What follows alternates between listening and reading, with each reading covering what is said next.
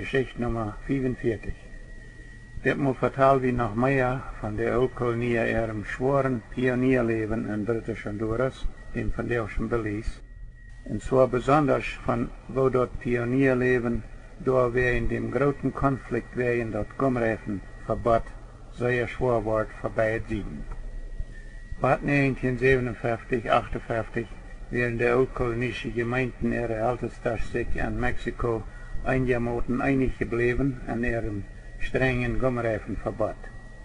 Aber krijgt in de jaren van 1958 aan, als viele oud-kolonische families van Chihuahua uitwanderden naar Britisch Honduras, wat die in de aanvangs 1960er jaren fangt dat aan zeer klar te wijzen dat de oud-kolonische Gemeinden zich aanvangen aan twee verschillende groepen van Gemeinden te delen während der Gomreifenräder brokken aan de tractors. En wanneer we nu davon reden willen, wo diese heikle Gomreifenvrouw de gemeente op de Blue Creek Siedlung in British Honduras in de 1960er jaren versplitterd heeft, dan wordt dat weiter schwer voor allem te treffen zijn. Dan aan beide zijden zijn damals waren veel Anschicklichkeiten vergewonnen. En we zijn alle entweder zo'n beetje met de ene zijde geweest oder met de andere. En we zijn vielleicht alle entweder van de ene zijde een beetje weggedaan worden oder van de andere. Ik mocht alle toehörer werden, weil wir hier nicht versuchen zu sagen oder daran hängen zu bleiben, wer in British Honduras damals woveel schuld had aan wat dafür ging, dan dat handelt sich hier om veel meer als om den Konflikt zwischen de Blue Creek Siedler. Dat handelt sich om wo oud-kolonische Gemeinden sich von 1958 an anfangen zu versplittern und wodurch. En daar dort wat we ons nu vertalen willen, weil we bloß versuchen zu verstehen, wodurch die oud-kolonische Gemeinden sich in de lood 1950er jaren anfangen aan twee verschillende groepen van Gemeinden te delen en in de 1960er jaren al aan drie verschillende groepen en dan bald nog veel meer verschillende groepen. Dan we zijn nu al zoveel verschillende splitter van Gemeinden geworden en ik geloof, we hebben ons nu al geleerd einander gegenseitig Anerkennung zu schenken, auch wenn wir an Nebensachen nicht korrekt übereindenken. Ich glaube, wenn wir uns gegenseitig besser verstehen lernen wollen, dann müssen wir für uns alle selbst, und besonders für unsere Nachkommen, und für so eine Mennoniten, die nicht von oud-kolonischem Hintergrund sind, uns ein Minimum davon vertellen, von wo, wanneer und wo wir de Konflikte zwischen uns Oud-Koloniën gekommen sind und wo die uns in so viel verschiedene Splitter abgespielt haben.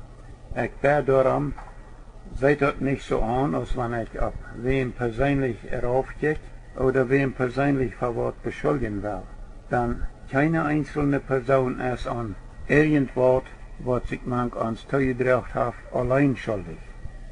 Dann in jeder Sache, die dort beigetragen haben, uns zu versplittern, sind wir alle direkt oder indirekt mitschuldig. Auch ich, denn ich sie auch von oud-kolonischem Hintergrund. Und nu war das terug naar de British Honduras pionieren ihrem schwoaren Kampf während das Gomreifenverbot in mijn Heimatland. Jakob de Dick wir auch in Mexiko al gar nicht von Horten gehen dort Brocken von Tractors mit Gomreifenräder. Und dort wir da auch al kein Geheimnis. Dat wisten viele Brüder al lang.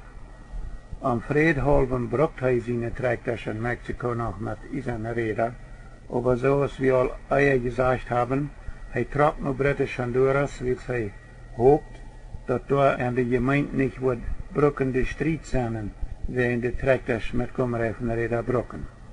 En vielleicht weer dat krijg doorwegen, dat Bernhard Wieb een aantal andere ooms in Chihuahua haben wollen, dat Jacob Harms ook naar British Honduras trekken soll.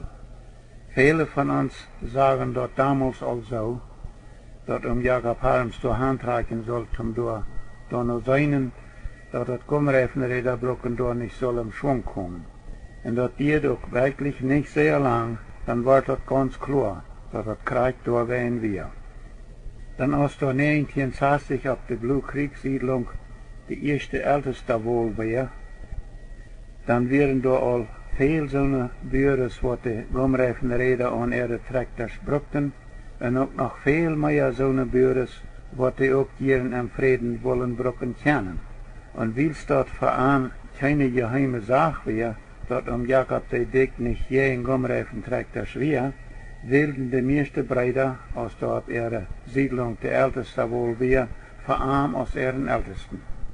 Aber wenn die meeste Blue Creek Brüder auf Jakob de Dick gestemmt haben, wie käme das dann, dass man ansieht, dass Jakob Harms als Ältester gewählt worden war?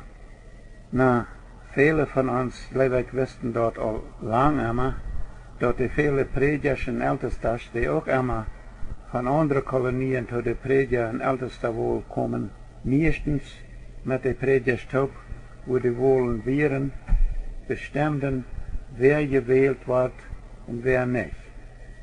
Das können sie meistens ganz leicht tun. Dann wenn die Brüder alle oder meist alle ihre Stimmen und Stiftchen gebracht haben, und dann die uns seinen dort zum Beispiel 2 oder mehr Brüder meist gleichen Fehlstimmen haben, dann bereden sie sich dort, wohnen von diesen Brüdern, die die meisten Stimmen haben, sie als Prediger oder als Ältester haben wollen und stimmen dann für den Bruder. Das wussten viele von uns all lang immer, dass wir meistens durchbeinen zu lesen, an was ver, wie und Node wollen gesagt oder nicht gesagt wird. Dass das auch bei der Blue Creek Ältester wohl so passiert ist, das hat der gewesene zwölfkorintische Prediger Jakob Rempel niemals so vertalt. Und das war auch weiter ironisch, dass der Älteste von Mexiko und Britisch Honduras so sehr daran arbeiten, dass der Sohn Ältester sein wird, die streng je in der Kommerhefenräder brücken arbeiten wird. Dann dass wir dann doch all vor allem sehr klar zu machen, dass sie selbst in ihre Gemeinden in Mexiko bald die Kontrolle verlieren würden, über dort nicht Kommerhefenräder brücken lassen. Aber die Manitoba-Kolonie, ab der Manitoba-Kolonie in Chihuahua, hatten die uns dann all die Kontrolle darüber verloren. Viele Brüder von Blue Creek haben von Fuß nur ihre Älteste wohl angesagt, dass sie ganz überzeugt wären, dass mehr Brüder in der Blue Creek Gemeinde für Jakob de Dick gewählt haben, als für Jakob Harms. Denn sie wussten so viel aneinander an, dass sie sich dort so viel überteilen können. Das sind bei kolonische Prediger wohl noch lang einmal so passiert in Mexiko oder sogar auch all in Kanada, dass wir vielleicht noch leichter anzunehmen oder zum wenigsten werden die Brüder sich meistens nicht durchgehen zu sagen. Aber wenn das bei dieser ältesten wohl auf der Blue Creek Siedlung in Britisch Honduras auch noch war, die viele uns von wo vielleicht meiste Hälfte aus einem anderen Land, aus Mexiko gekommen wären, auch noch für die Gemeindeglieder in Britisch Honduras bestimmen können, wer Ältester sein soll, dort wir noch sehr viel schwerer unternehmen. Denn die Brüder sagen dort so dass so ein Wählen in Wirklichkeit viel mehr ein politisches Wählen wäre als ein biblisches christliches.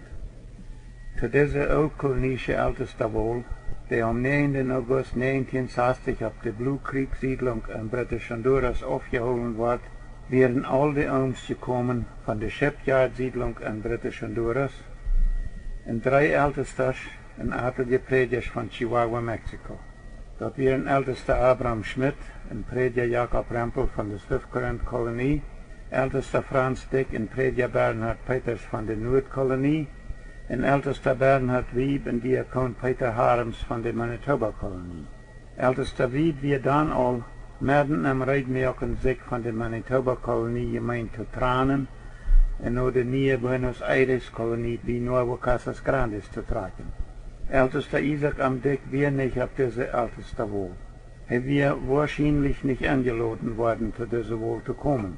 Dann er hat auf der Manitoba-Kolonie also sozusagen die Kontrolle verloren über dort Komreifen Räder und Traktor Sprocken. Er hat all abhören müssen, de Gomreifen vorher uitzuschließen. En da wir al de aanvang davon, dat de andere Ältestas aan meiden deden, buiten de Ola sozusagen am Ruhestand getretene Ältester Jakob Peters op de Swift-Kolonie. De oudkolonische Ältester wordt einen nie gewählten Ältesten in seinem Amt bestätigt, der nimmt dem nie gewählten Ältesten Eierhei an bestätigt, dort Versprechen auf, dat hij die sogenannte Gemeindenregeln, wonen in Wirklichkeit meistens selbstgemerkte Gesetze sind, so holen wordt als die sind. En dat man dem nie gewählten Ältesten in Britisch Honduras 1960 ook nog weiter zo'n Versprechen aufneemt, dat is ook een beetje ironisch. Denn dat wir ditmal ein Ältester von Mexiko, der dem nie gewählten Ältesten in Britisch Honduras zo'n Versprechen aufneemt. En dat wir doch al voor viele Brüder sehr klar zu sein, dat die Bestätigung der Ältester selbst nicht mehr lang dit von Menschen gemerkte Gesetz oder Verbot wird festhalten können, want de Brüder dort verbot ihre Trekters mit Gomreifenräder zu brücken. Kurz nach der Ältester wohl wird auf der Blue Creek Siedlung noch eine Bruderschaft aufgehoben, so haben Brüder mir dort verteilt, was dort gewohnt haben, wozu die Oms von Mexiko auch noch dort bleiben. Die Oms versuchten dort, auf die Brüder sich einig werden können, die Gomreifentrekters in ihre Gemeinde nicht zu erlauben. Aber das schafft nicht. Zu viele Brüder wollen dort all die Freiheit haben, ihre Maschinen mit den Gomreifenrädern zu brücken. Und nur der älteste wohl wird der Konflikt wegen, dass Gomreifenräder und Trekters brücken auf der Blue Creek Siedlung in British Honduras sehr bosig noch viel grader als die in den Gemeinden in Mexiko all wir. Dann Jakob Harms leid oder kontrolliert die Gemeinde doch noch weiter so, dass wohl viele Brüder von der Gemeinde ausgeschlossen worden, bloß wegen ihrer Trekters mit Gomreifenräder brücken. Die Pioniere auf der Blue Creek Siedlung in British Honduras mussten am neuen Land Wege merken, ihre Geschäften dort befahren zu können. Und die mussten dort den tropischen Urwald utroden, Ackerschland davon zu merken. Und dort alle, wenn sie damit wiederkommen wollen, so sagen viele Brüder dort, mussten sie die Gomreifenräder brücken können. Diese Brüder wollen im neuen Heimatland kein Gomreifenverbot mehr haben. Auch Jakob Dick wollte das menschliche Gomreifenverbot in den Ausschluss wegen dem Übertreten von menschlichen Geboten nicht mehr gebraucht haben. Oberältester Jakob Harms und Franz Rempel und seine Brüder, die auf der Oms Seite wären, versuchten die Brüder dort Gomreifenräder brücken doch noch weiter zu verbeiden. Aber da wären viele Brüder, die sich dort nicht mehr verbeiden leiten. Und die wurden dann bald einer nach dem anderen ausgeschlossen. In einer kurzen Zeit wären dort sehr viel ausgeschlossene Brüder. Jakob de Dick, die den Ausschluss auch derart nicht mehr gebraucht haben, wohl wegen dort Gomreifenräder brücken, dem wird dort wegen dort Predigen ganz verboten von Jakob Harms. All das brachte sie gemeint und auch viele Familienvorders bald in sehr große Schwierigkeiten. Dann, wenn die ausgeschlossenen Voders ihre Kinder sich am Fahrjahr zum Jugendunterricht anmelden, dann, so Schriftväter habe wie, nein ältester Jakob Harms, seine Kinder nicht als Dobkandidaten an, weil sie tüß selbstverständlich auch mit ihre ausgeschlossenen Voders ihre Trekters mit Gomreifenräder fuhren. Wie sagt, wenn unsere Kinder gedeiht worden wollen, dann sollen sie ihre Voders meiden und von Tüß weichgehen. All das wird ein zu viel für die ausgeschlossenen Voders, so dass sie anfangen, einen Weg zu suchen, für einen selbst und für ihre Familien, auch Sonntagmorgen Gottesdienst haben zu können. Jakob de Dick und die ausgeschlossenen Brüder arbeiten da an, sich von der Manitoba-Kolonie helfen zu lassen, eine neue Gemeinde zu gründen. Sie schreiben an dem kolonischen Ältesten Jakob Freis in Manitoba einen Brief und fragen ihm Hilfe dazu an. Aber ältester Freis glaubt, er wird dort zu alt geworden, en wijst de Breder en British Honduras op zijn metältesten Jacob Penner aan. Ze schrijven aan ältesta Penner en vragen die arm om hulp aan. En Twischen had Jacob de Dik zich überreden laten om zondagmorgen, wanneer de uitgeslotene vaders zich met ihre families taub zum Gottesdienst versammelten, aan met dem Woord te dienen. En dafür ging ältester Jacob Harms dort so an, dat Jacob Dik ook nog van de gemeente uitgesloten wordt. Diese Entscheidung, Jacob de Dik uitzusluiten, wordt van dem Ältesten en van een verhältnismäßig kleine groep van Brüder gemerkt. En man viel so, de Älteste had dit daartoe gedaan, dat hij dat doordat schwoar merken wil voor ältester Jacob Penner van Manitoba, de uitgeslotene vaders op de Blue Creek Siedlung in British Honduras eine nieuwe kolonische gemeente gründen te helpen. Im Jahr 1962 gaf Jacob de Dik de uitgeslotene vaders ihre Jugendliche, wat tot de doop überwohnen wollen, den sogenannten Jugendunrecht. En dan fuhr ältester Jacob Penner aan naar British Honduras en hield door doopvast een avondmaal met deze groep. Im Jahr 1966 fuhr ältester Jacob Penner weiter naar British Honduras en hielp deze groep kolonische families door eine nieuwe kolonische gemeente te gründen. Deze groep Brüder wil zich Jacob Penner zijn leiding ihren Prediger Jacob de Dik als ihren Ältesten. Later wil deze nieuwe kolonische gemeente Bruder Franz Friesen als ihren Prediger en Bruder Bernhard Bickert als ihren Diakon. Zwischen hen waren aber noch andere Predigers von Manitoba naar British Honduras gefahren, aan door te dienen met doopvasten overal.